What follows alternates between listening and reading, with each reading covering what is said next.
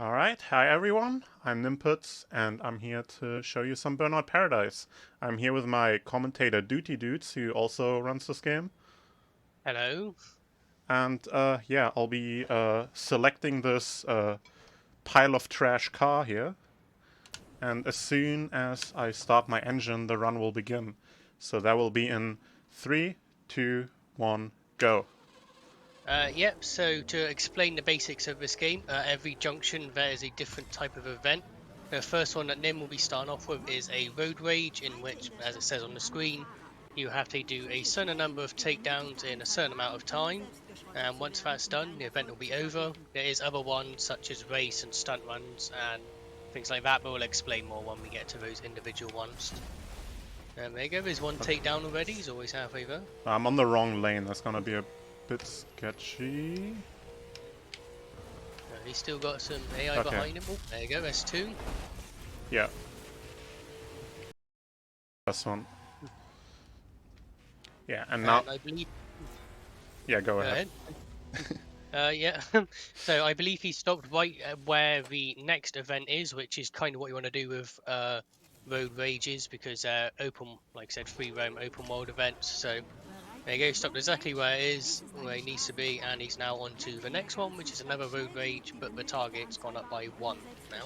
Yeah, basically this is the only time in the run where you're even gonna see this type of event, the road rage, because they're very short and very quick to do at the beginning when the requirements are low. But as soon as you but if you keep doing them, they just get harder and harder and just take a really long time at some point. But yeah, I got my 3 required takedowns here, so I'm stopping here as well to end the event. And Yeah, I believe... Oh yeah, go yeah, ahead. I now I've got my first 2 event wins, so I get my first license, which is the D license, and basically this game, the progress in this game is structured through different licenses. The first one is D, and the final one that unlocks like the credits is the Burnout license. Every license gets progressively longer and progressively more difficult, and yeah, basically the goal of this run is to get the A license, which is about half the length of a full any percent run. So which is just what I submitted to have a run that's a bit shorter and easier to schedule. So yeah, any of the licenses progresses you can take basically as a category goal. Oh. Yeah, so... he got taken down. That's unfortunate. It is always of this AI likes taking you down as much as you want to take it down. And as he explained with the road rages, as you can see, it's now gone up by 4. I believe by the end of the game, you have to do about 30 or 40 takedowns, which can take quite a while. Yeah. Uh, These road races aren't going too well.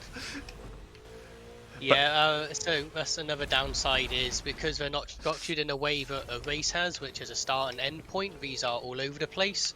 If you do get a bit of a slow start, it can be quite annoying to pick back up again. But yeah, he seems to be doing a perfectly fine job, much better than I would be. I can definitely say that still. Okay, I got my 4 takedowns now, so I can stop here. Yeah, so that was the last of road rages you're gonna see in the run. The rest is different event types. So yeah, at this point, on the very old route, we had an additional road rage in here, but it was like one of the biggest reset points. And this game is also really annoying to reset, so we took that out and replaced it with a different event. So I'm just gonna take a highway exit here on this highway, drop down here, and get to our first race event. Yeah, so as I explained, this is got a start and end, which makes it a lot easier to route in because, well, you know where it's going to end, unlike a road rage. And the event after this starts right at the end of this one, so it makes that sort of routing a lot easier compared to like road rages. Yeah, basically the idea for the routing of this game is that you just want to string together different events that are that the next event starts close to where the previous one ends. So because everything in this game is in an open world, you are never like restricted for where you can go and such. So yeah, you always want to put it together in a smart way so you don't have a lot of travel time between the events. And here is the finish line over there. I'm gonna do a handbrake over the finish line to kill my speed, hopefully. So, because if you do go full speed over the finish line, you just keep going sometimes. And if you handbrake over the finish line, it kills your speed, or ideally it flips you around in this case, which is what I want. Nope, didn't. That never works reliably. But at least I didn't keep going, so I can turn around here now and get to the next event, which is on this junction.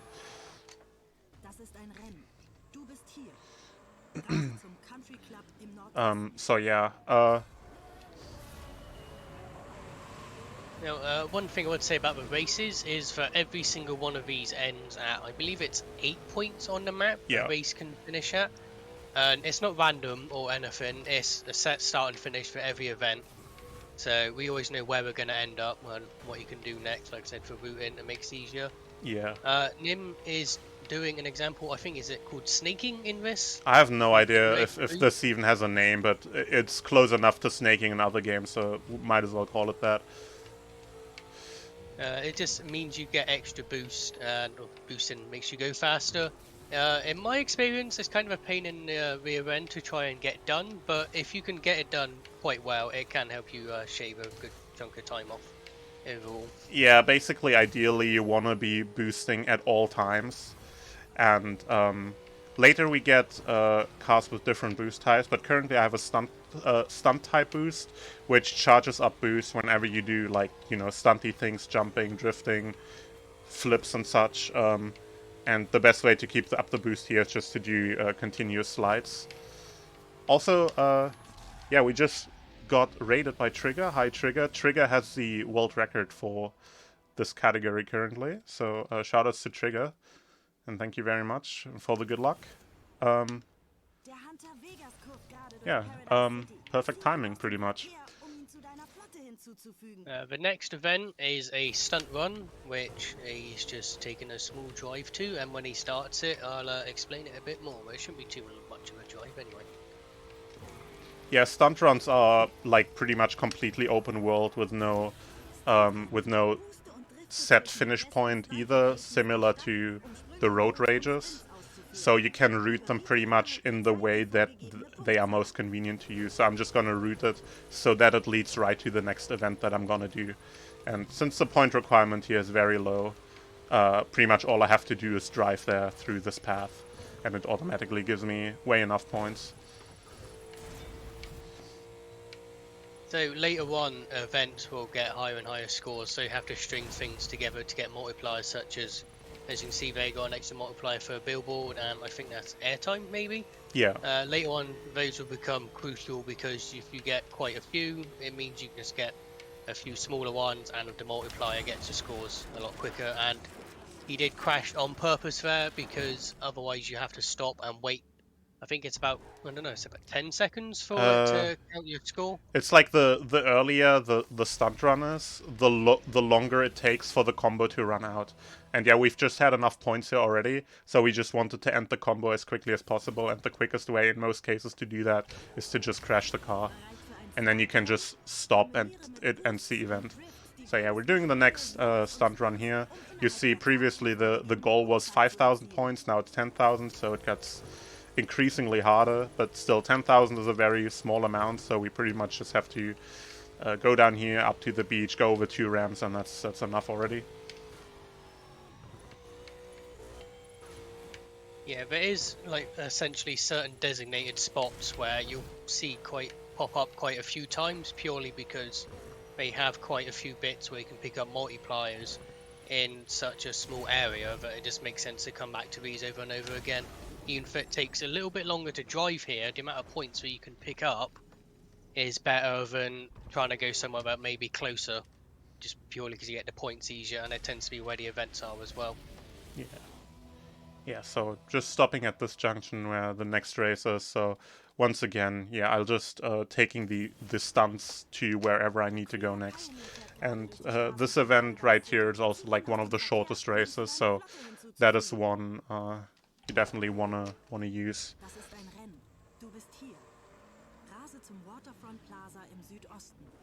So as you would have seen on a pop-up a couple of times, every now and again a car will start driving around Paradise City.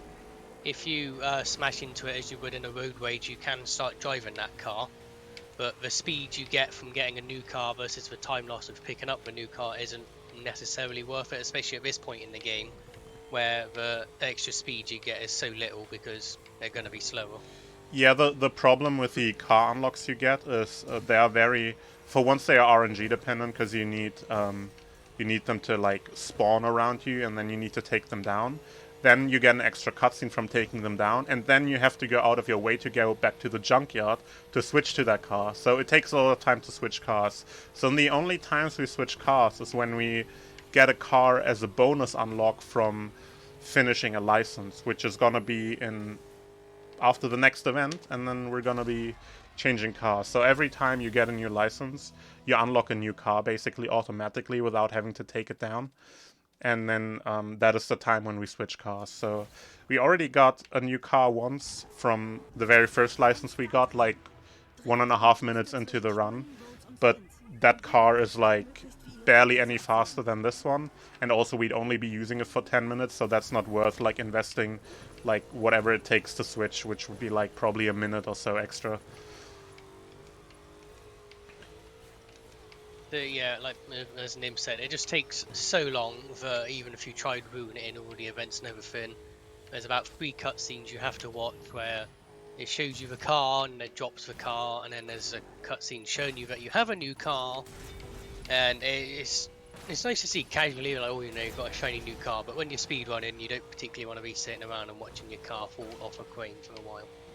Yeah, basically. But you see what he means pretty soon, because this is the final event of C license, or rather, final event of D license. This is the final event before we get the C license. So, and now we get the new car, as we can see in the cutscene soon, which is the what's it called again?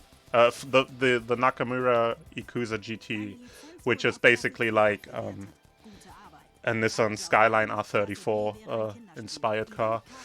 So yeah, that car is pretty big upgrade over the one we had previously.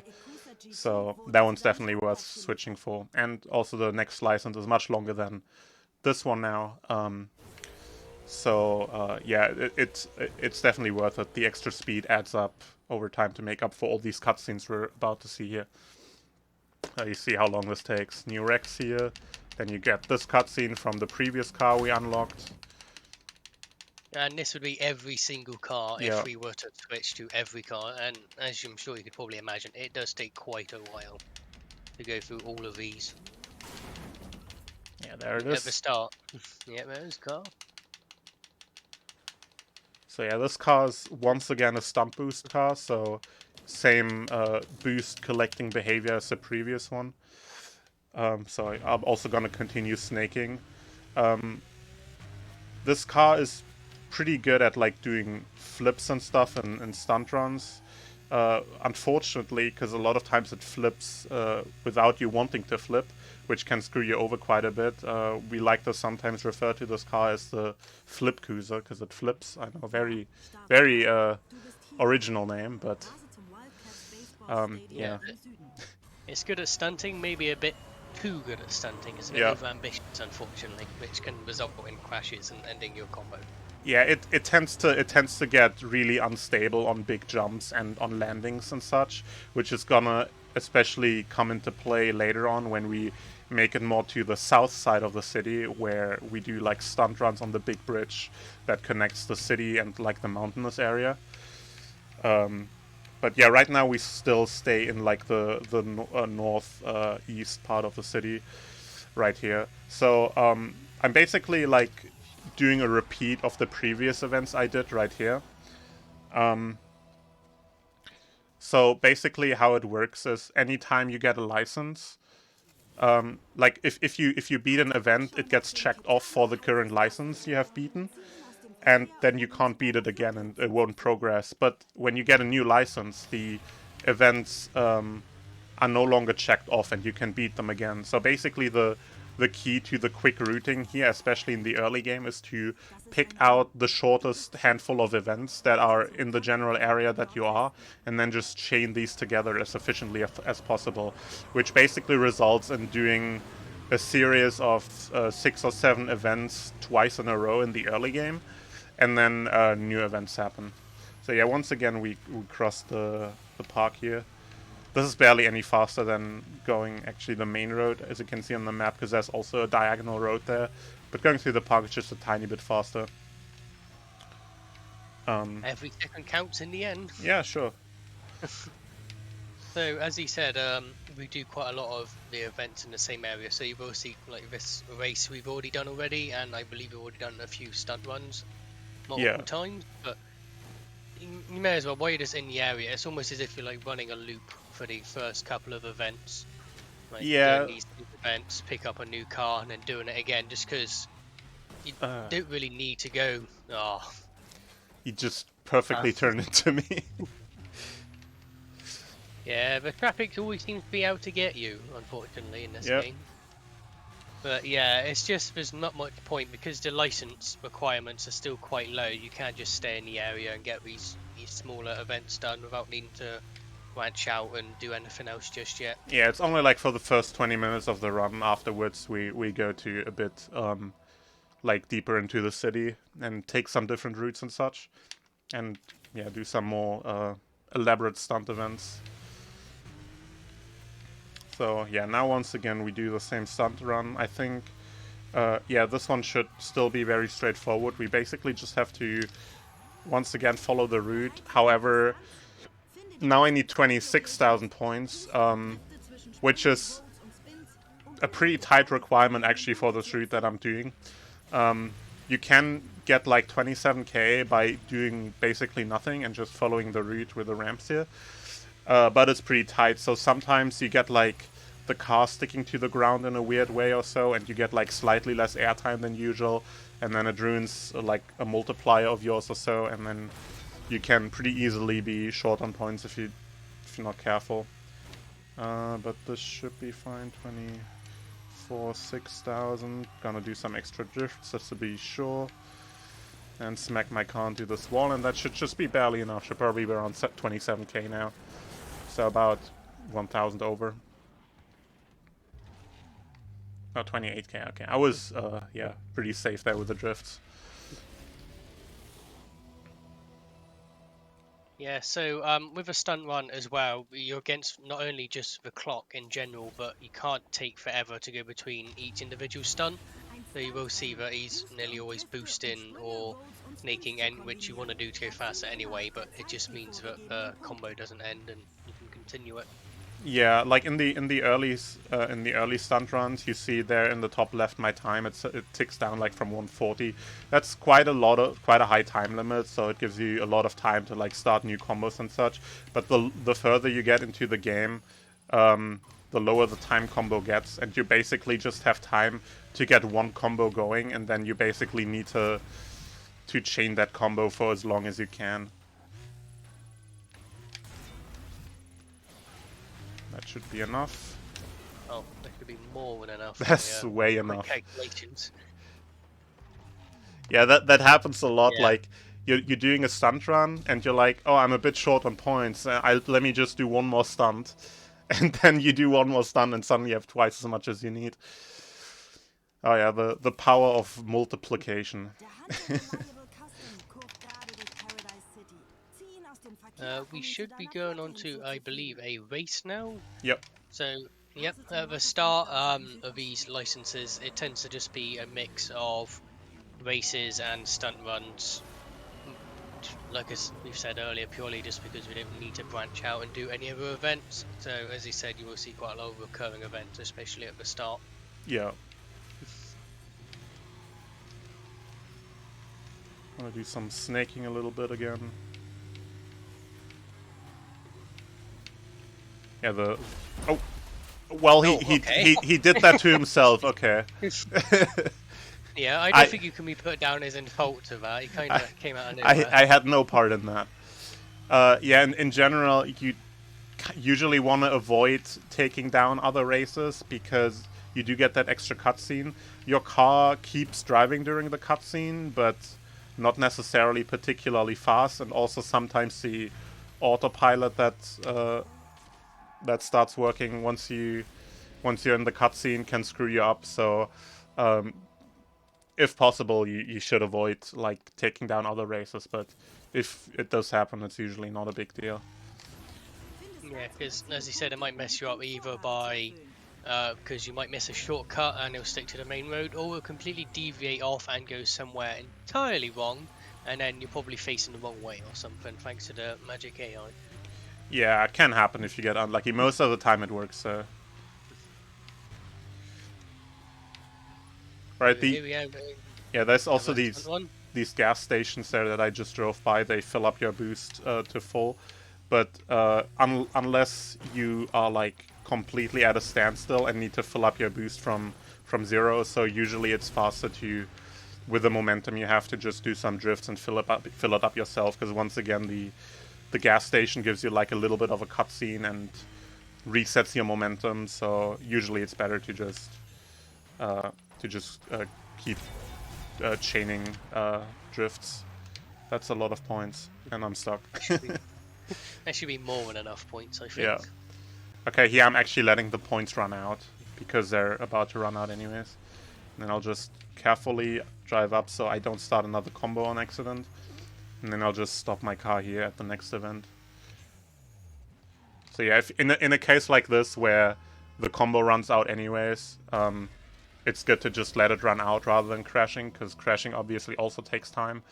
And if you're like in a situation where you have to drive like to the ending junction where you want to go, and you have some time until then, it can be pretty beneficial to just let the timer run out. This event right here has a really cool route. It's like a route that made like a pretty big impression on me when I first learned this game, and I saw the world record runner at the time, Missing You, do it. So let me hope I nail it. So the game has like a lot of like main routes in the city that it encourages you to go down, that are very obvious to take, that will lead you to the goal eventually. But there's also like a lot of alternative routes and back alleys and such, much quicker routes you can take. Basically, anytime you can take a more diagonal route than what the main route takes, you can save a lot of time. And this is an excellent example right here. So instead of staying on this road, I'll take a right here, sneak past the car, and left here. And yeah, and now we're pretty much on a perfect diagonal that takes us right to where we want to go. So this route saves a lot of time over just taking like the main route that pretty much more or less goes horizontal or vertical down the city. And yeah, if you're interested in running this game, but like all these different routes and back alleys and such, they kind of intimidate you, because they intimidated me when I started running this game. So this game, Dudes already mentioned this earlier, but every race event basically ends at 1 of 8 points. So you have like, at some point, you have like a repertoire of certain shortcut routes that lead you to a specific location from another location. There's like a handful of shortcut routes you have in your repertoire, and you apply those. You learn those. It's not that many, and then you apply them whenever you need them. There's gonna be another one that's coming up in the next event, a new one you haven't seen yet. And yeah, you basically just go through. Oh, I'm also not paying attention. I went to the wrong place. Yes, happens to the best of us. Yeah. So speaking of routing in this game, basically, so you see me go like stop at these random junctions and start these seemingly random events. Like as Dude said earlier, like any event is unlocked from the very beginning of the game, so you can take any event you want at any time. So obviously our route tries to optimize taking the fastest events that are the closest together, and basically the way we learn these routes.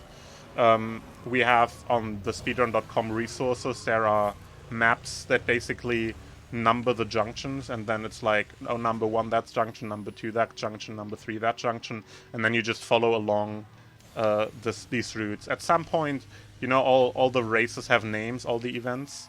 Currently the one I'm on is called Race for the Plate, so if you've done these runs a lot, at a certain point you just learn the event names and learn on which junction they are. So you don't even have to look at the map anymore. But yeah, what happened to me right there where I went to the wrong place was just me explaining stuff and forgetting to pay attention to where I'm supposed to go. So this game is kind of funny because I can't really run it without splits. Because I have my splits open and I use my splits as basically notes to follow along to know where I'm supposed to go. Oh. Well, there's a rather snazzy crash, I must say. Yeah, that's part of the road is quite dangerous. That can often screw you over.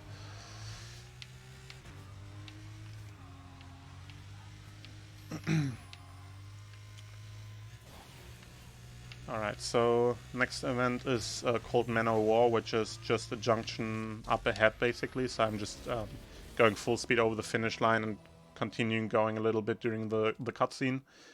So yeah, if you carry a lot of momentum over the finish line into the direction you want, you can cut down on travel time quite a bit. So basically it moved like the whole curve that you just saw me go through. I moved that during the cutscene, so if you take that into account, that can cut down quite a good amount of time over the course of the run. Yeah, Man o' War now is gonna be, I think, the first time I go through the park. So the park here in the central downtown area is also quite important to do one of the diagonal shortcut routes here. This is one you're gonna see quite often in one of 2 different variants. Though usually you take it in the other direction. I think this race event is like the only. No, there's like one other event where you do this route in this direction, but most of the time it's when you drive up north. Yeah, there's not many events really that tend to finish down near the bottom. They tend to either be on more the left-hand side later on or near the top earlier on. So as he said, there's only 2 events I think that take you through that part. But yeah, it's a helpful shortcut. Yeah, that's probably more, but yeah, we don't have it part of the speedrun route because like we only take events that are quick. Because there's some events that like start like in the downtown area and go like all the way up into the mountains, and those take forever. So you obviously don't want to pick those for the speedrun. Alright, taking a hard right turn here over the finish line up into the road. Because that puts me in the direction of the next event, which is going to be off-road parking, which is the first time we're going to do a stunt run on the bridge. So the bridge is, dudes mentioned this earlier, there's some prime stunting locations out in the city where you just have a lot of like stunting opportunities and you can rack up a lot of points. And the bridge is probably the most important one. Because there's big jumps and billboards and such. And the billboards, these red billboards with the Burnout Paradise logo on them, they're kind of like collectibles. Like, you can get them, you can smash all of them, and it gives you an unlock in the game. And they also, anytime you hit one of those red billboards, it increases your multiplier by 1.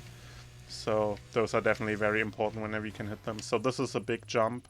And also every jump that's marked with these blue lights is a super jump, which is also a collectible similar to the billboards, like one of these blue lights here. That's a super jump.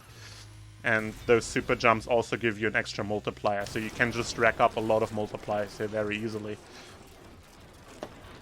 Yeah, one thing especially to keep note when doing stunt runs is the fact that if you do the same specific stunt or jump over and over again, I believe it ends up being called stale and doesn't actually give you any points. Yeah.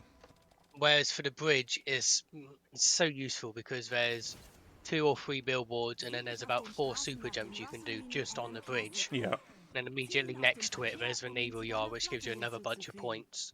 So one part of the routing is making sure that you're not going back and forth over the same thing again and losing out on points that you could potentially be getting somewhere else. Yeah, so this stunt run also has a quite particular route. I'm going back over the bridge, but then I'm gonna try to stay on the bridge on the 3rd jump, because that leads me to a shortcut to the next event. So let's hope I can get like a nice diagonal here. Perfect.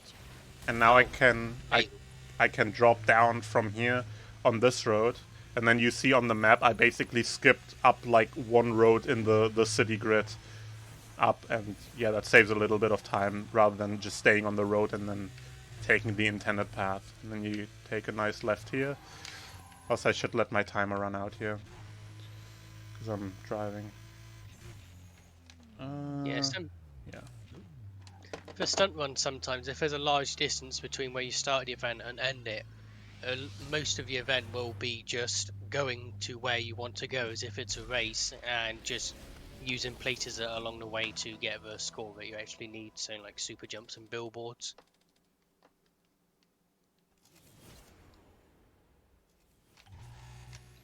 Alright, There you go. Yep, there it is. Immediately stopped at the next event. Perfect. Yeah, this is another pretty straightforward race. Unfortunately, because it's like not super close to like one of the other race endpoints, it's not the most convenient to route into your route, because you basically have to combine it with like the stunt run I just did there. Otherwise, it's not super convenient to get into. It's like quite a bit away from like the next closest and one of the 8 ending points, the naval yard. Yeah, that's one of the main things to consider is where the race ends as well for the routing. Because it's all well and good taking a race that you might be right by, but if you're not entirely sure where it ends, you could end up in completely middle of nowhere and have to take an even longer drive to get to the next event, which will just take longer overall. Yeah. Yeah, this is like one of the important things about like cutting down the time in this game, because I think like when people play this game casually, like people tend to spend a lot of time casually in this game without beating it, because this game is designed in a way that you just kind of mess around a lot and just drive around for fun and don't really progress in any way. And then you end up like spending hours in this game without actually progressing, and then like a playthrough takes you like 10-15 hours or so until you beat like Burnout License. But yeah, if you just chain together the events efficiently and just do event after event after event like you do in the speedrun, you can get through the game. And like, you know, any percent record currently by Trigger is 235. So yeah, just there's no glitches, no tricks really in this game, no big exploits. It's just a lot of routing, just putting together events and not wasting time in between them. It's sort of, as opposed to other speedruns, it's effectively doing like a casual playthrough just as fast as you can. As he said, there's no glitches or anything. Yeah, it's like a well-routed casual playthrough. Like you could probably give like a casual player of this game like the route to just follow along, and they could do like a playthrough in like 3 or 4 hours without prior practice. Yeah, a lot of the difficulty in the game is just learning the map itself and finding various shortcuts. Yeah.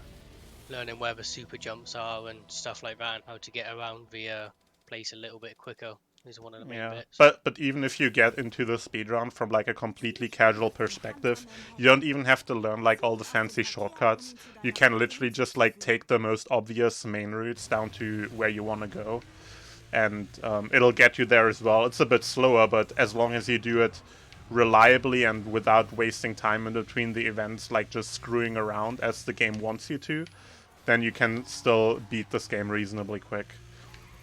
Because, like, obviously this game is designed around, like, just like screwing around, doing stunts, exploring the city and stuff. But yeah, if you don't do that, you can get through pretty quickly. This is kind of like a hidden new event type right here. This is also a race, but it's a one-on-one race. So you race like just one opponent who has the same car as you. And these one-on-one races are typically also a very short route. Surprisingly, even though the route is very straightforward, these can be pretty scary. Because with a short route, you don't have a lot of time to build up a lead. So if you have like one or two very costly crashes, it's easy to lose these, especially when later in the game when the AI gets much stronger. Oh, there's a wall there. Yeah, and sometimes when you have a crash, as Nimri helpfully demonstrated just then, sometimes it will put you somewhere you really don't need to be, or sometimes it might even drop you from the sky if it feels like it. Yeah, it's been kind of a meme, like, between Trigger and me especially, because Trigger, for a while when he ran the game, he would constantly get dropped, like, from very far high when the game... Oh my god. That if that crashed me, that would have cost me the race. Look how close the AI is. But yeah, he would often get, like, dropped from very high up after a race when the game respawns you. We'll see, maybe that happens to me here at some point. As far as I'm aware, I don't think there's a reason why it even drops you from the sky. I It's don't just know. when the game feels like it. Yeah. So here I'm going to the next event. This is gonna be a new event type that we haven't done yet. So this is gonna be an event type called Marketman, which basically works like a race. So you start from point A and you try to go to point B, but instead of trying to win a race, you try to survive being attacked. So there's gonna be a bunch of really buff cars spawning around me that try to hunt me down, and they're very strong and very fast, and they keep respawning, and it's basically just...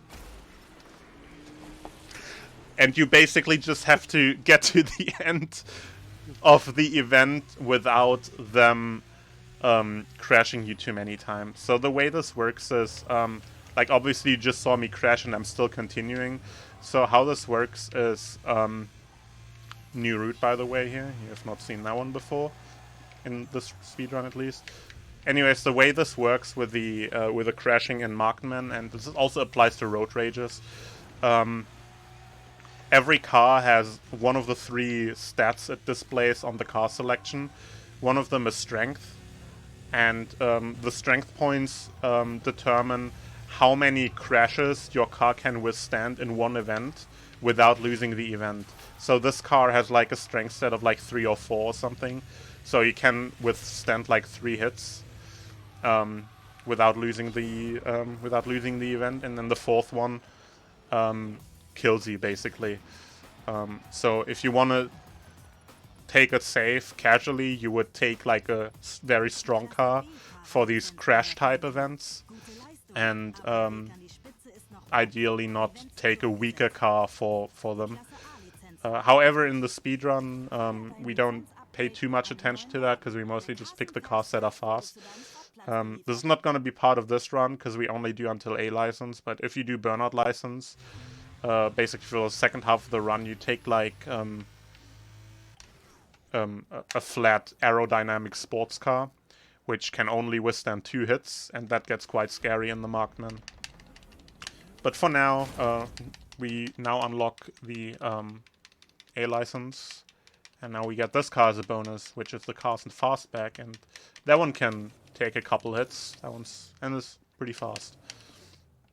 Yeah, and another thing to mention for Marked Man as well is, as you can see, the car's a bit banged up. There is places you can repair your car, as you can see a little wrench icon around the map to stop it. So when you crash, you would respawn as a fixed version, but because it's not repaired, because, well, it takes time, I think it means you take 1 less hit on a Marked Man event. So especially with the earlier events where, as Nim said, you only have a strength stat or 3 or 4, it means that these crashes can become a lot more, mean a lot more effectively, because you can only take 1 less hit, and if you take too many hits, it's a game over from the event, and you have to start it again. So that's another thing to keep an eye on as well, especially for road rages as well, where you might be crashing a lot. Yeah. So I mentioned this earlier, the previous cars I used, I said they had a stunt type boost where you basically charge up your boost by doing stunts and drifts and such. This car that I'm using now is a different boost type. This is called, I think, a speed type boost. And this works a bit differently. So the first characteristic of a speed boost is that you can only start the boost when the boost meter in the bottom left is completely filled up. And then ideally you want to keep boosting. And this seems pretty inconvenient at first because you can't start a boost at any time. But the advantage this boost type has is that if you boost a whole boost bar, if you use a whole boost bar at once, it gives you a pretty big boost bonus again. So just by using up a whole boost bar in one go, it gives you like half or 2/3 of a boost bar back. And this means you have to do very little extra stuff to get a full boost bar. So what you're gonna see me do, I'm still gonna be snaking a little bit from time to time, but a lot of times it's enough to just like smash through one or two things or drive a little bit on oncoming traffic, and that is usually enough, together with using up a whole boost bar, to charge up the boost back up fully and just do like boost chains like this. So you saw right there, Burnout ×5 now. That's basically me just chaining the boost bars, and that's really good with these types of cars that have this type of boost. They're usually the ones you want to use in speedruns.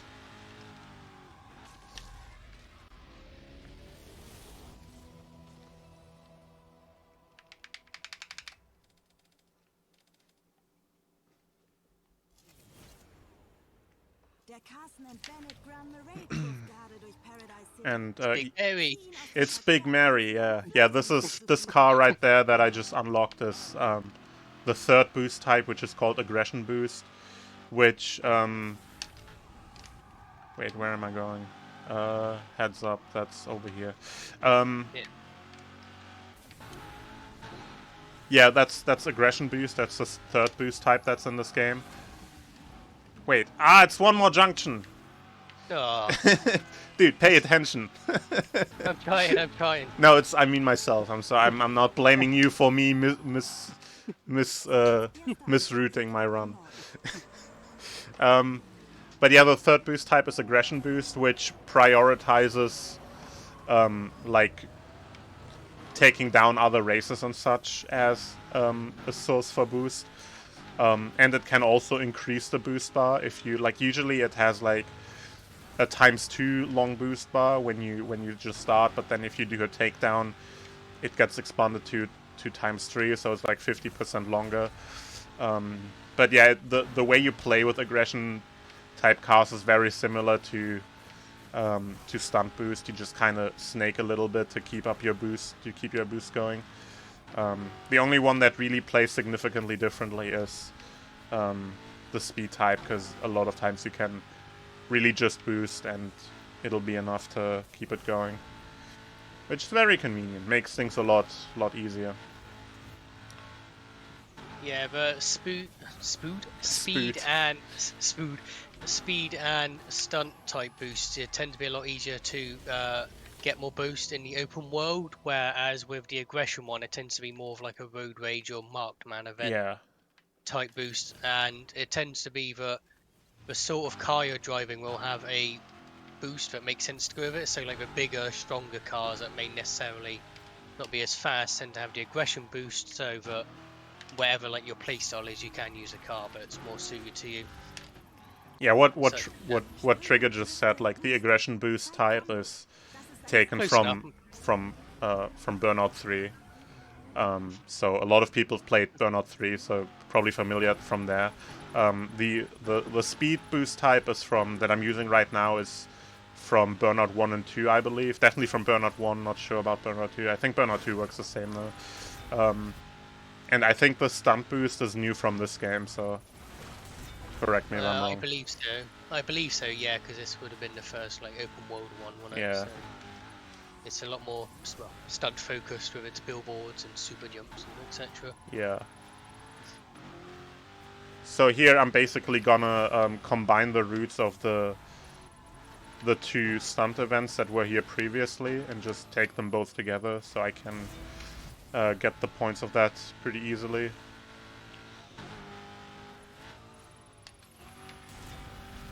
Crash here. Yeah, sometimes easy. when you want to... Yeah, that's an easy combo to get. Sometimes when you're trying to go to a certain area to do the stunt stuff, if your car's a bit too fast, you might end up crashing into a wall that you necessarily might have easily avoided earlier, just because your car's a lot faster.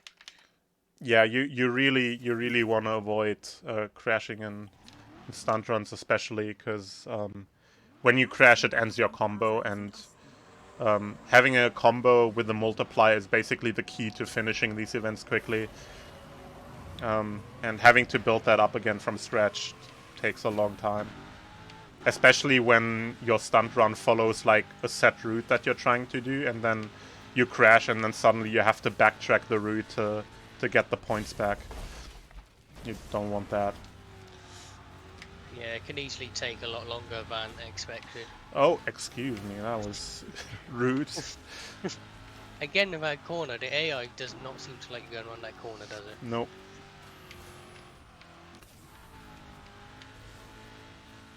Sometimes you will notice, especially later on, it seems to be with the faster cars that it can be quite interesting to see where the AI is going, because it might go somewhere completely different than you might go yourself.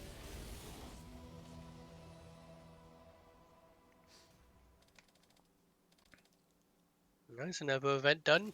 Hopefully getting through them. So we're doing unconventional again. We've seen that stunt run twice before. Except this time I'm gonna have to do some flat spins in the beach area. Like on the first time around it was enough to just go over the two ramps with the billboards. But now I'm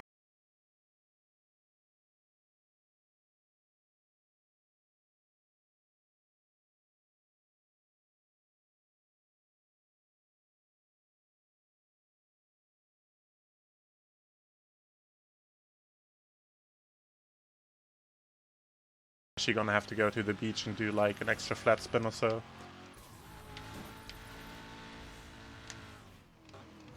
Yeah, I think this event, I believe, is different in the remastered one, purely because you get the bridge that takes you to Big Surf Island, and you can just go up and down the big bridge yeah. that give all the stunts. So it's kind of interesting. I hadn't even thought of that. It could be pretty useful for routing. There you go, Nice. on the fly routing. Nice. Trigger, you run remastered. Note that down. He's onto something. I hope he has his notepad out. Yeah, I should have enough. Gonna let the timer run out again. 17 times 7 is probably higher than 87, so I assume so. Yeah, one aspect of it sometimes is you get a stunt combo and you think, oh, I'm gonna have plenty of points, and then you'll have nowhere near enough, and you're like, oh, okay, I've got to do more points again, I guess. You definitely gotta learn to get at least like half decent on the fly multiplications if you do this run. But yeah, it was just mentioned different game versions. I'm currently playing on quote-unquote the original version of the game. Not really the original version, but the expansion pack of the original version. So this is the 2008 original release with the Ultimate Box expansion on PC. It used to be on Steam. I'm playing it on the Steam version, but they delisted it when they put the remastered on Steam. But yeah, I still I prefer playing the original game to do single segment runs. The reason for that is that on the remaster, part of what makes the remaster appealing is that it automatically gives you all of the DLC, and the DLC includes a lot of very powerful cars, and all those DLC cars are unlocked right from the beginning because they're not part of the usual game progression system, so you can just pick them right away. So the remastered run basically just picks the GT Nighthawk, which is the fastest of the DLC cars, and then uses it for the whole run. It's much faster. It is much safer as well, because that car is very strong. It can also withstand a lot of beatings from the AI. But I definitely prefer doing the original game, because there you actually have more of a sense of progression, starting with a slow car and then upgrading as you go through the game. Even though it's slower and scarier. Yeah, but he definitely did not do the greatest of jobs of balancing sort of the DLC cars, because as Nim said, not only is it ridiculously fast, it's also incredibly strong. So you just start off with that. Yeah. Just use it from the start all the way to the end, because basically there's no car that you unlock in the main game that's better than the DLC car. Yeah, basically. Also makes a funny woof woof noise when you start boosting as well. Yeah. Definitely does not get monotonous over the course of about 2 hours. To be honest, I don't even hear it anymore after a couple of minutes. My brain just kind of cancels it out. Yeah, there's only so many times you can listen to it before, yeah, like you said, it just gets tuned out. It was quite an interesting idea to call this the Ultimate Box. It's kind of misleading, because it makes you think, oh, I can get all the DLC because it's the Ultimate Box, but no, it just comes with all the updates on disc. Yeah. It makes no sense, especially when it's the digital version on PC, and all the console ones are going to make you update anyway, so I'm not entirely sure why they re-released it, because as I just said, it's going to get all the updates anyway. So what difference does it make? Yeah. Yeah, the ultimate box of the game actually never included the Big Surf Island DLC. Like there was no way to play the Big Surf Island DLC on the PC version of the game until they released the remaster. So that's honestly, like, the remastered version is pretty much the same game. Like, even graphically, you can barely tell a difference between both versions. But the big appeal of the remaster just that it includes the DLC, including Big Surf Island, that up until that point had never been released on the PC version. So that's a very good reason to get the remaster. Yeah, just to play Big Surf Island if you've never had the chance to play it on console. Speaking of which, Duty Dudes runs the Big Surf Island DLC, which is also a very cool run. Yeah, it's a lot shorter, because if you have a look up, it's just a tiny little island. It only takes about half an hour, but it's certainly interesting because, as we've mentioned a few times, trying to route it to where all the events start off and end in similar places, it's much easier to traverse and get around to. I'm still not sure why we didn't release it on POC originally. Yeah, No it seems idea. like quite a strange omission, because it didn't even release the police cars DLC either. I guess they just had other things to do than releasing the DLC, but as he said, in the remastered, all the DLCs were in like one package. As well as because they took the original one off as well. So I was going to say, oh, if you want to try the game, do that, but I mean, it's the only option, unfortunately. Yeah, you can't get the non-remastered on PC anymore, unless maybe some retail disc copies you might be able to still get your hands on, but not from like an online marketplace at least. Can only get the remastered now. Yeah, I mean, for better or worse, a remastered one isn't that much different. So no. As I've said, it's essentially the same game. It's just like with extra DLC. It's just like because the DLC is like so readily available in this basically playthrough. It's just all that's used in the speedrun. So that's how I differentiate the different game versions. It's just the one that is new game from the cars and you unlock them, and then the one that's basically new game plus. That's the only that's the way I tell them apart for me as a speedrunner of the game personally. Yeah, that's definitely a good way of looking at it, because as you mentioned with the Nighthawk, it's just so much better than the other cars that Yeah. You are effectively starting with an end game car immediately. It's honestly, it's even better than an endgame car. It's better than the best car you unlock normally. That is true, yeah. It's not even a car that you might look and go, oh, that's kind of similar in stats. It's just so much better in every way than other cars. Aside from maybe the looks, but obviously that's just completely subjective. Yeah, it's basically the GT Nighthawk is like the fastest car more or less, and also has like extremely high strength. So it's basically like unrivaled. Yeah, I believe that if you were to do a head-on takedown against any other car in the game, it will win every single time. Even these big vans and trucks that you unlock later on just get demolished by the Nighthawk because it's just so strong and so fast that nothing can compete. Yeah. It's I'd probably say to describe it as broken, to be honest. If you played online on the original one, or I guess on the remastered one, if you're playing against someone of the GT Nighthawk, then you're better off just using it as well, to be honest. Yeah. You can't really try and defeat them. Yeah, for online play, you gotta do like gentleman's agreement to not use the Nighthawk pretty much, because it's just Yeah. too overpowered. Like from the regular game progression, the cars you get usually are either extremely fast but weak, or extremely strong but slow. But the Nighthawk is just both. Yeah, it's a strange car to say the least, but it makes speedruns kind of, well, I'd say makes it kind of interesting, but sometimes not. I mean, You might have just it's a good run. go ahead. It's basically the same run that I'm doing, but significantly faster. You just get less variation because you do everything in the same car, but it's very fast and it's still cool to watch. You might have noticed as well, just before you started the event, a little pink blur went past. That's one of the cars that you unlock. So if it's a car that's not part of a license, it will start roaming around the map, which is another reason why we don't try and switch to them, because as far as I'm aware, they just spawn completely randomly, so you'd have to try and hunt it down, and it could easily take like 20 to 30 minutes just finding it, so you're better off just stick it in your car.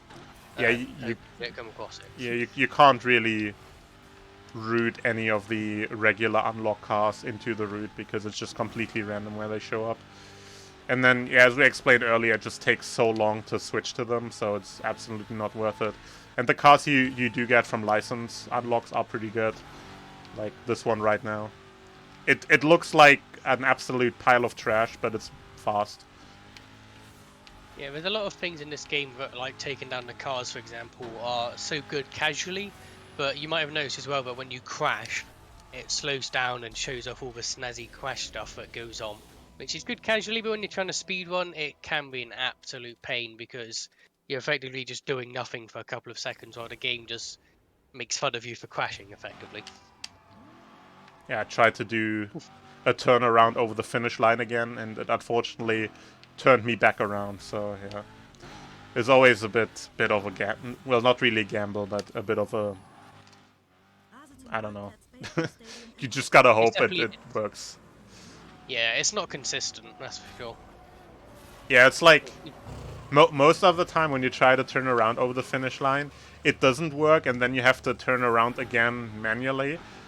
But the only times where it actually works is when you get ready for turning around manually, and then you already turned around, and you turn around anyways because you already expected to have to turn around, and then you lose a bunch of time and you feel like an idiot. Yeah, sometimes trying to speedrun this, like they go with the AI, and yeah, see, it can take a while to take one down, but yeah, sometimes you not only are you fighting against the timer and the AI, but also the game itself in how certain things work. Like I said earlier, just respawning from the sky can take a lot of time out of you, and there's nothing that makes you go, okay, great, I'm gonna fall from the sky. It's just when the game takes control and feels like it can screw you over. Yeah. Though sometimes it also screws you back in, you know? Like, sometimes the game does something really stupid that saves your ass.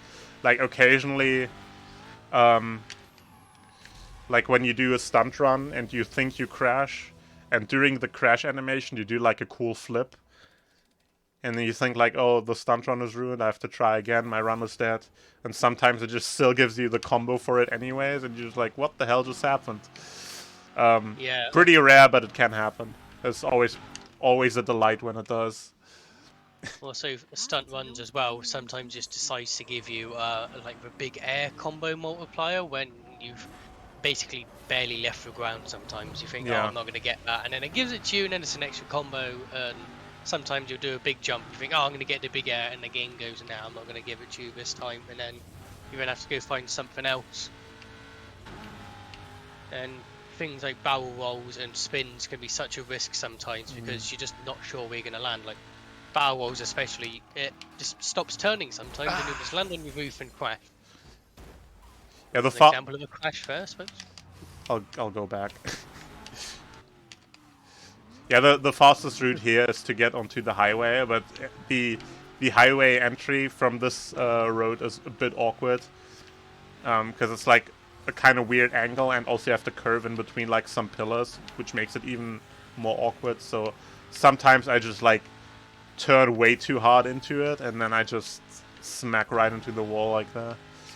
But yeah, the highway is good for this route because the most the road that's like all the way on the south of the city that you would otherwise take takes like quite a bit of a bump southwards, and the highway is just like one junction up higher, and it goes a more straight line. So going up here definitely saves time, and then you can take that unofficial highway exit there and then drop down onto the rails and then get back onto the road here. So that's a nice time save. Yeah, and that crash especially is a good show off of the respawn system sometimes not doing what you want it to, because you crashed on one road and it puts you on another one thinking that's where you want to go. Yeah. Like it's like it's trying to help you, but it's not really that helpful half the time because it doesn't really know where to put you. Yeah. Especially if you're in like a middle of a shortcut or something. Yeah, crashing anytime you're like about to take a shortcut or like about to take like a different route than what the most obvious one would be is always, I hate those park cars, is always like always screws you over, because then the game like puts you in a really bad spot where you don't want to be at. Yeah, perfect examples given by Trigger there, falling down, which is a stunt run where you, as you would expect, you fall down a couple times onto various different ledges, and you go too fast or not fast enough, it will make you crash into one of the barriers and ruin your combo, which can be really annoying because, as I said, you're falling down and it's quite hard to drive back up again. Yeah, you basically like it's a stunt run that would usually come up later in the Burnout license run, and you basically just jump down a couple of the serpentines and in the mountains. Speaking of jumping down, though, there's a pretty big one here as well. So if I can get a nice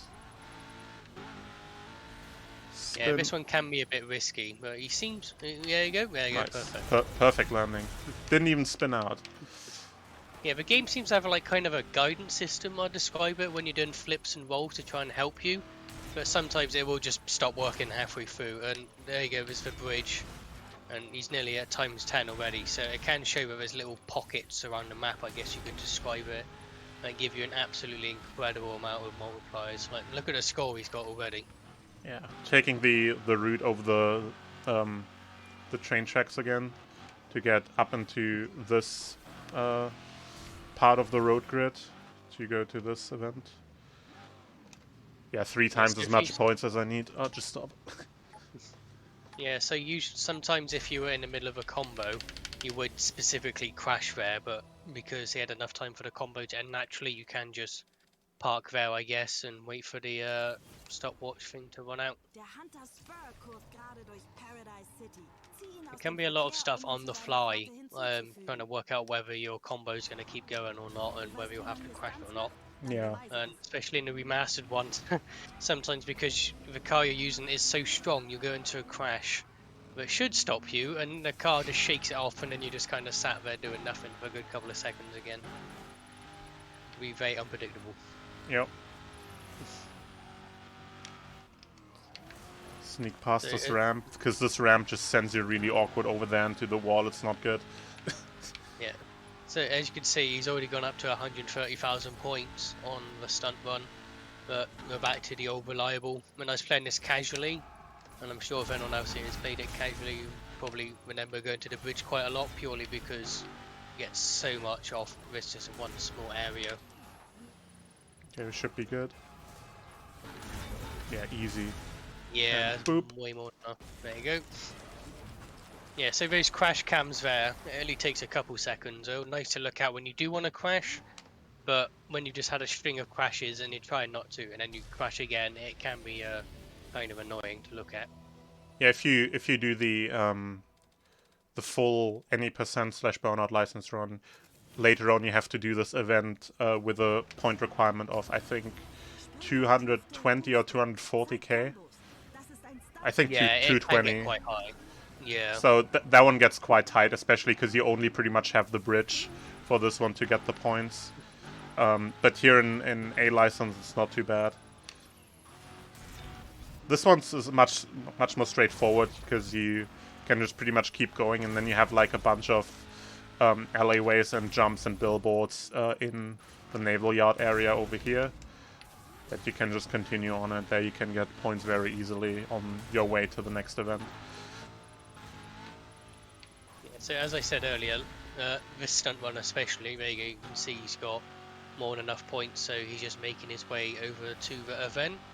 As part of the current event that he's in, it's kind of an interesting way of routing it, because you're already driving anyway, so you may as well just keep going rather than stopping and then starting again.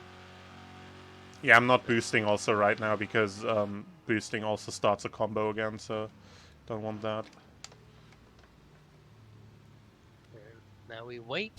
It seems a bit inconsistent as well. I don't know if it's because when I was doing Big Surf Island, but sometimes you'll stop, and then you'll have to accelerate and then stop again so that you can properly stop. I don't know what causes it, but once again, it's the game having a mind of its own. There you go. You can see you respawned and slightly in the air for some reason. Then. And sometimes it's really high up in the air if you get lucky. It's quite funny when it happens. But yeah, I tend to not. I tend to not get it very often. But yeah, it's always quite interesting. But yeah, no idea. Like as Dude said, sometimes you're trying to end a stunt run and it just won't end, and you have to accelerate again and stop again to actually end it. And oh, yeah, that's a good example of the takedown cam almost screwing me over. Yeah, it just rather than just making you stop after you've taken a takedown, which would be completely annoying, it just continues driving. And as you saw then, it just took him completely away from the shortcut. I guess there's some sort of like safety measure to make sure you're not going completely the wrong way, but also sometimes it will just drive completely the wrong way. Yeah, I mean, I was on the road and it just kept driving on the road that I was on, so that makes sense. But the problem is like it locks your controls for a moment, so it's very easy to accidentally end up going past where you're trying to go. So. Yeah, you'll notice at the top where it has like the road names like Patterson Avenue and then East Crawford, it will start flashing, and it's kind of a detail that I've seen quite a lot of people don't quite realise, but it does actually like indicate where it thinks you should go on the route. But sometimes it's just because it keeps you on the main road, it can be a much slower route, and I'm assuming that's got something to do with where we spawned. Yeah. Yeah, the road signs at the top of the screen are basically, if you're in an event, are a built-in navigation system that automatically navigates you to where the goal is. So if you're a new player for this game and you're not really sure about the fastest route or the shortcuts and such, you can just follow along the road signs at the top and see which ones are lighting up. But yeah, of course, if you're trying to go fast, you don't want to hit concrete pillars and instead take the shortcut routes. Yeah, sometimes a lot of the, if you're trying to take a shortcut, you do have to slow down a bit, and in these marked mans and road rages, AI might just spawn out of nowhere and smack into the side of you. Yeah, the good thing about dealing with these these markmen, these enemies there that are trying to hunt me down, for one, they don't follow you in shortcuts, so they're only dangerous if you stay on main roads. Anytime you duck into a shortcut, they don't follow you at all. So, for example, as a safety measure, you could just, like, for example, take the entire long shortcut here that goes along the back of like to the left over here, and just completely stay off the road and not see any of them at all. So that's one way of dealing with them. The other way, of course, a lot of people, when they play these events and they're not super familiar with them, a lot of people try to play really careful and try to kind of slow down and make sure you're not crashing and such. Oh, there's critical damage. If I die one more time, I have to redo the event. But yeah, a lot of times... Oh. Wow, that is surprising. A lot of times people try to play these events like really careful to make sure they're not crashing and kind of slow down. But in my experience, like, the more careful you are during these, the more dangerous they actually get. Like, the best way to get through these usually is to just keep driving as fast and as aggressively as you can. And just, because on one hand, that makes it harder for them to keep up and hit you, because obviously when you're slow and you're not moving as fast, it's much easier to hit you. So yeah, if you just keep on driving fast, they can't do that as easily. And also, if you drive aggressively and try to ram them back, you can, even if they respawn, you can take them out for at least like 5 to 10 seconds. So you have like one enemy less to deal with at the time. So just playing fast and aggressive for these events is like usually the best way to go. But yeah, there's on many events there's a lot of opportunities to just duck away completely into shortcut routes and back alleys and such, so they don't get you. And I'm really unlucky right now with these guys. Dang. Yeah, sometimes taking a shortcut might have like random stuff in it, like a random pillar that sticks out, but you might accidentally crash into. Which can be kind of annoying. And as Trigger just said, yeah, the car also indicates, going back to the indicator thing. It's kind of hard to tell. There you go, it's indicating now. Yeah. Like, although when you're in a game going this fast, like it's much more useful when you're in a slower car, because, well, when you're going at this speed, you've got kind of other things to look at than a funny orange blinking light on the back of your car. That's true. There you go. Yeah, it's doing it again. Like, it's quite useful. It's a nice little feature, but it's definitely more of like a learner's thing. Like, after a while, you just don't even notice it, or even just people playing it casually might not notice it at all, because you don't really tend to look at the car itself. You tend to look at your surroundings. Yeah, again though, like, there's only for races and marksmen, there's only 8 different ending points. So at a certain point playing this game, you just learn intuitively what the quickest routes are to where you want to go. So you don't really have to like look for the way anymore at some point. You just kind of drive and then you get there eventually without having to really think about it. Yeah, sometimes remembering all these, like you said earlier, that you don't necessarily need to learn all the shortcuts. It's just sometimes it's kind of remembering on the fly where shortcuts to take, should be AI or the game itself decides to take you on a different path, rather than reverse, and you're better off just going forward and then looking out for any shortcuts that you might remember. This race event is like notoriously dangerous, even though the route is like very straightforward, but for one, it's very short, so you don't have a lot of time to build up lead or catch back up if something happens.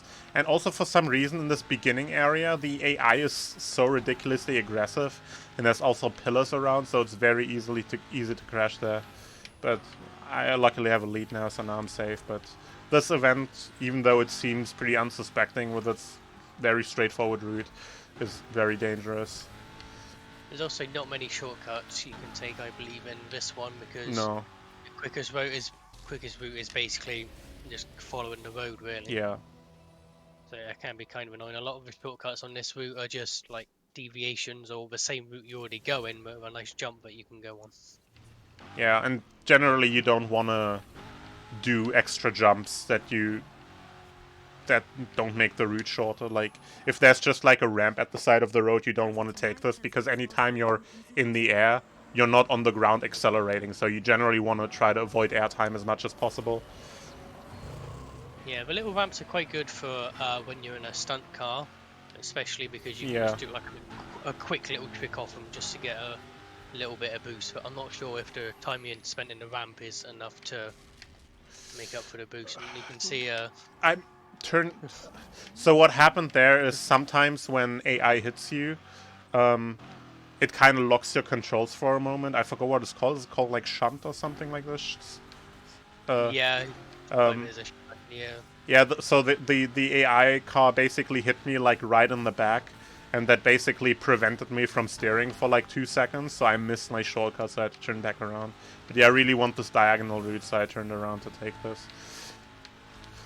Yeah, as you can see, it says he's in 5th now, but I think it's just the game not being able to calculate, like, Yeah, there you go. it's like, it's really hard. First. It's really hard for the game to reliably calculate the standings in the race when everyone's taking a completely different route in the city grid.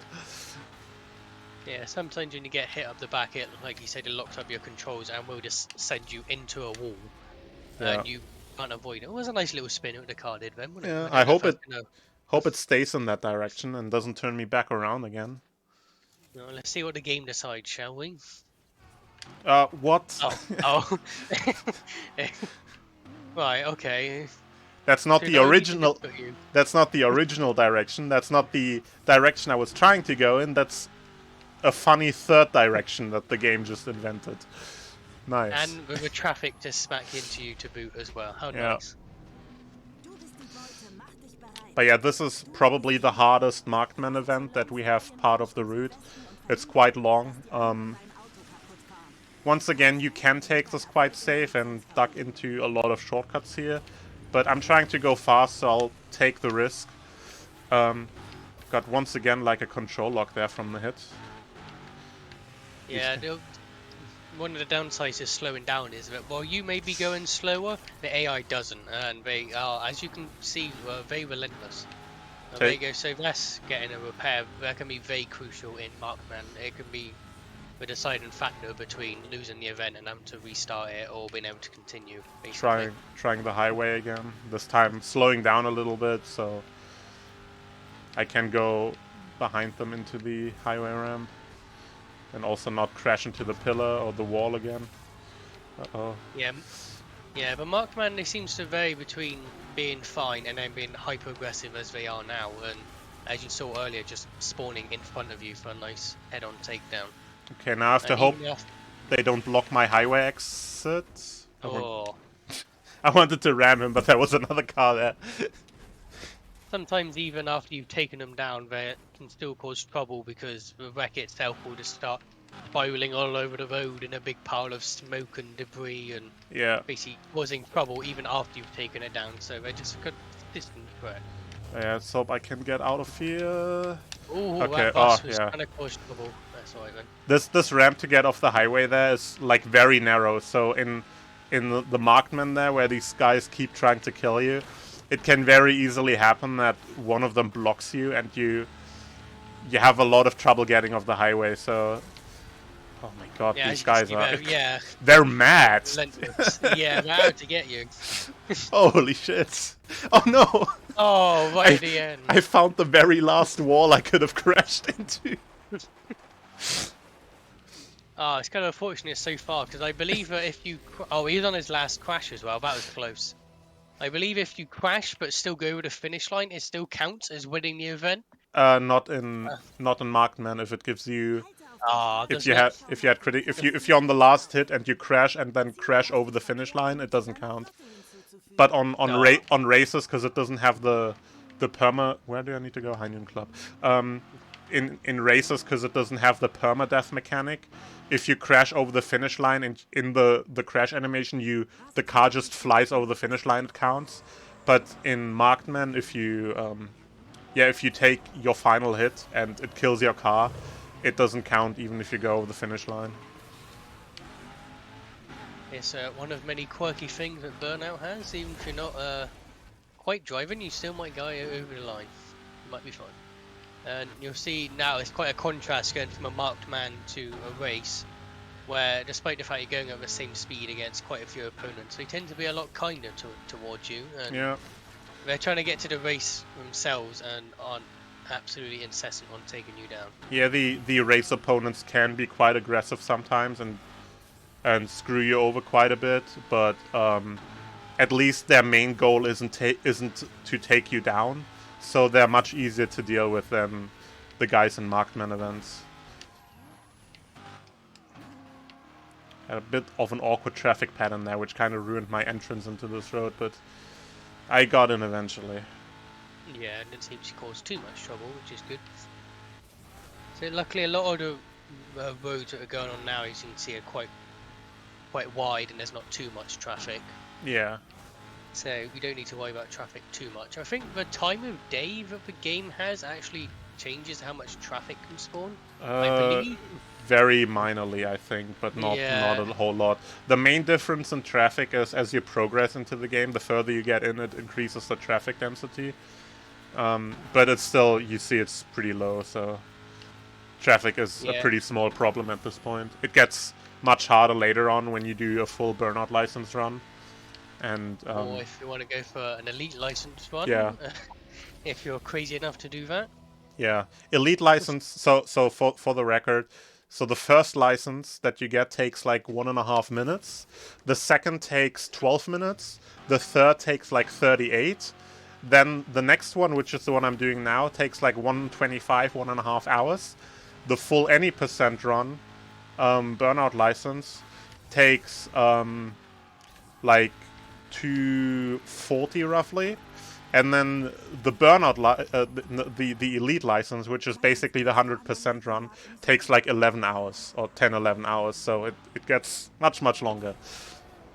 Yeah, there's a lot more to this game than just the events, because you have each road you can go down, there's a time trial to beat, there's a crash road you have to beat on each one, there's like 400 shortcuts you gotta find or something like that. Yeah, correction, Elite license is not actually the 100% category.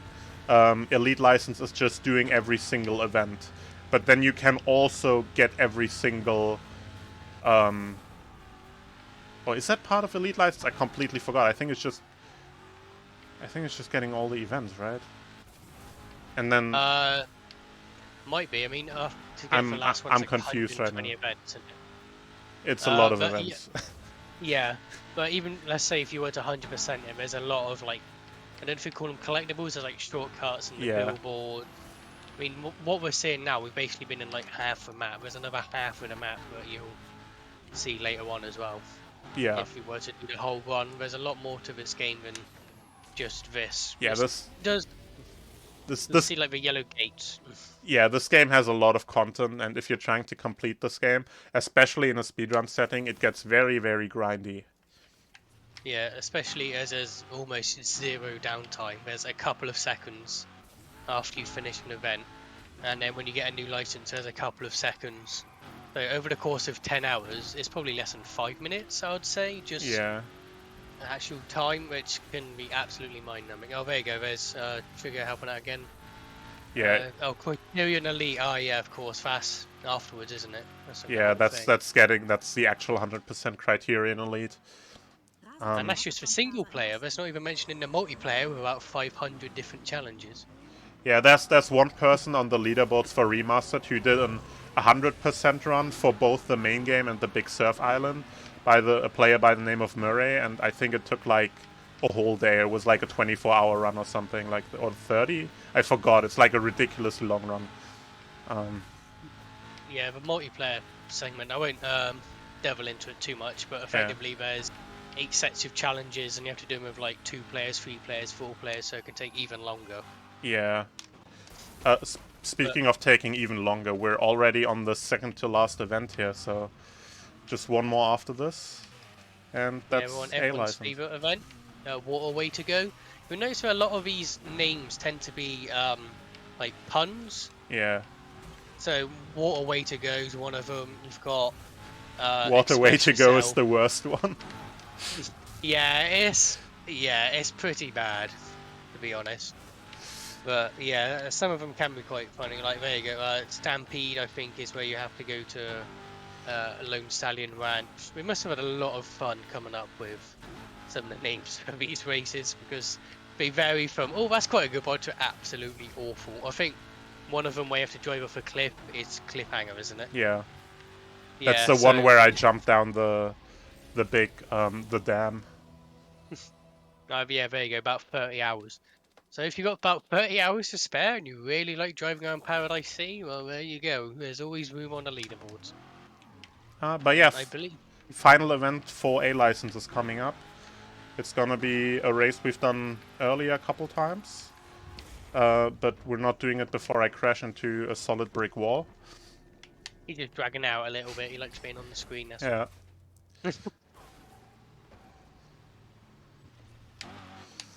Yeah, no case, because he just crashed, it does take all your boost away, which can be quite annoying.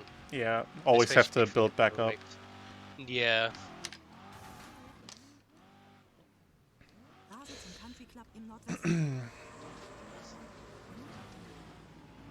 So is this starting in the dangerous? No, this isn't the dangerous area that you were mentioning. No, but this event can still be quite dangerous, because once again it's a pretty short race.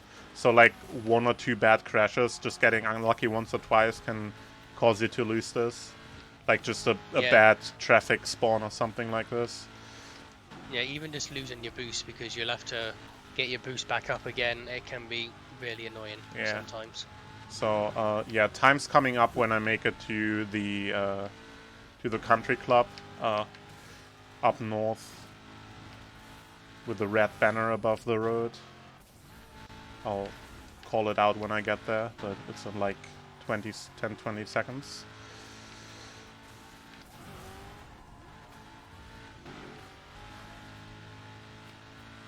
We're nearly there, I guess this counts as a corner. Yeah. And time. Time. Hey, there you go. Yeah, it's like, according to my timer on my end, 1:25.25, very solid. Yeah, that's a good time, actually. Yeah, it's pretty good.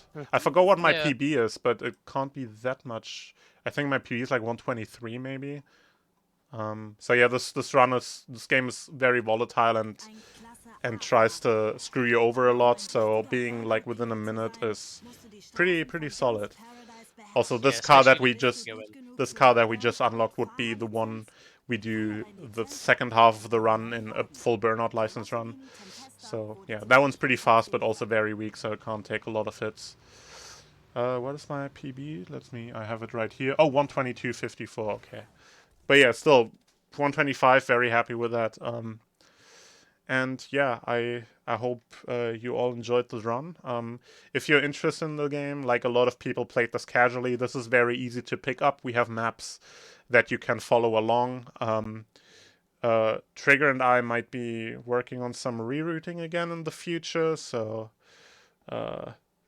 stay tuned for that question mark. Maybe if I'm not too lazy, I might do some work on that. But yeah, it's a cool game. It's a cool speed run. Can recommend picking it up. Yeah, thank you all for watching, and thank you dudes for joining me for commentary. Yeah, I hope everyone put up with my commentary alright. This is actually the first time I've done commentary on any speedrun and stream thing, so I hope my commentary wasn't too annoying or bad to put up with. And yeah, thanks for Nim for allowing me this. It's been nice commentating Burnout. Yeah. Yeah. Also shoutouts to Trigger for we've basically been running the game together and one-upping each other and doing route changes and stuff. So I wouldn't have run this game nearly as much as I did without Trigger. So shoutouts to him as well. So that's all from me. And yeah, enjoy the rest of the marathon. Yeah, Sonic Advance 2 appears to be up next. That's a good game, can't go wrong with that. Oh yeah.